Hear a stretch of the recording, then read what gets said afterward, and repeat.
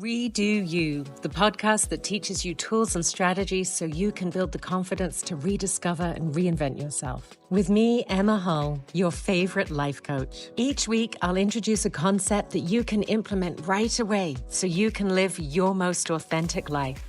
Let's get started. Hello, beautiful goddess. How are you this week? Thank you, and welcome back to the Redo You podcast. And this week, I want to share with you a tool that I've noticed has been coming up a lot in my coaching with my one-on-one clients. And so since it's been super helpful for the people that get to work with me in that container one-on-one, I figured I'd share it with you, my beautiful audience, so that you can try it out and see how it works for you. It's a tool called Nonviolent Communication, which you may have heard of or may not have. Really doesn't matter. The whole point is it's a framework that helps you to communicate better with the people around you, whether that's your family, your colleagues. It also helps you to better really get a handle on your thoughts and feelings and your needs and how your needs might be met. And to be honest, as you know from everything I teach you, it all really comes back down to you, right? Because the one thing that you can control is you.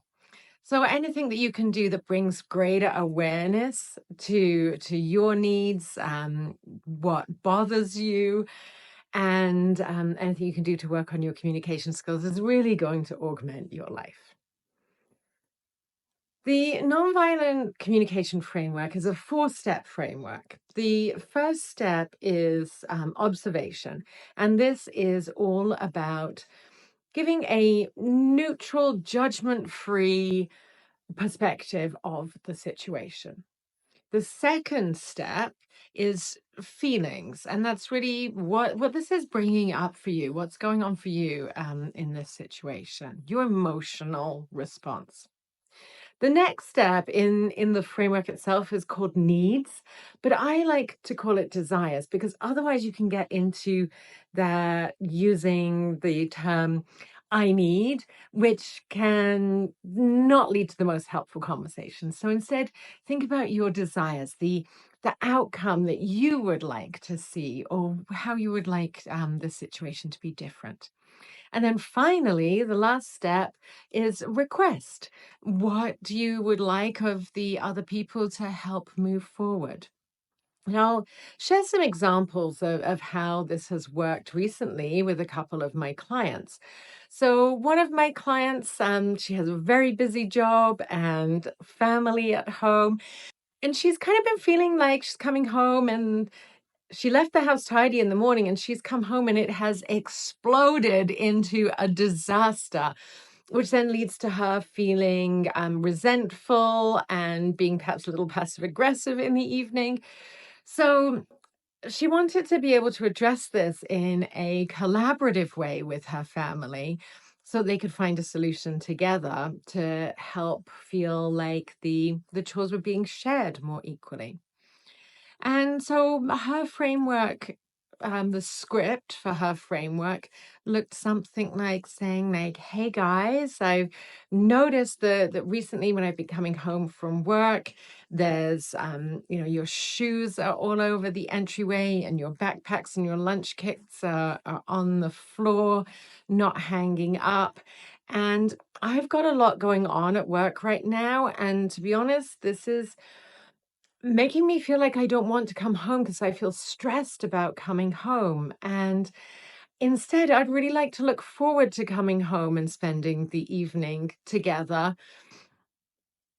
So I was wondering if it might be possible if we could sit down and have a chat about how we could share the chores around the house. Something like that. And, she did end up having a conversation with her family and they came up with a plan where everyone, mum, dad, and the kids all spend 5 minutes and they put away 5 things before supper. And that's made a real difference and shifted that sort of dreading going home and she's not having to do all the cleaning up herself. Another one of my clients recently was driving with a new partner to an appointment and realized that she had been a bit short with her partner, and wanted to find a way to be able to soften her communication, as she's getting used to navigating this new relationship and being vulnerable. And so, for her, her conversation looked something like saying, "Hey, I was reflecting and I realized on our way to the hospital today, I was pretty short with you, and I apologize if that seemed rude. I realized that I was actually really stressed about the doctor's appointment, and that I was taking it out on you, and that I hadn't taken the time before the appointment to check in, and to regulate and resource myself. So what I was wondering is if we could have a conversation about how you might be able to better support me in future, and perhaps remind me to take a few breaths and check in and take care of myself." So you see how using these frameworks helps you to think through whatever situation it is that you're thinking about, you would like to have a conversation about, whether it's at work or in a relationship. Is you're really thinking about what is the truth here, the observation, the story. How does it actually impact me? Like, what is coming up here? What would I like to be different? And what is my ask of this other person? And more often than not, the ask that's most effective is, would you be open to having a conversation about this? And then having that productive conversation together. But play around, try using the nonviolent communication framework. Even if you don't end up actually using it for conversations, it's a really good thought tool to get things clear in your head. Let me know how you get on. Drop in the comments and share your experiences with using this tool. I hope you find it as helpful as my one-on-one coaching clients do.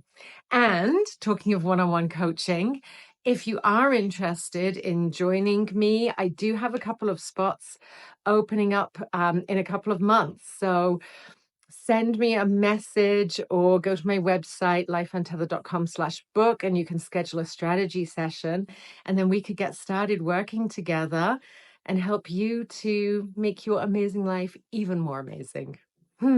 Thanks so much for tuning in. Sorry it was a longer one than usual, but hey, that's how it goes sometimes.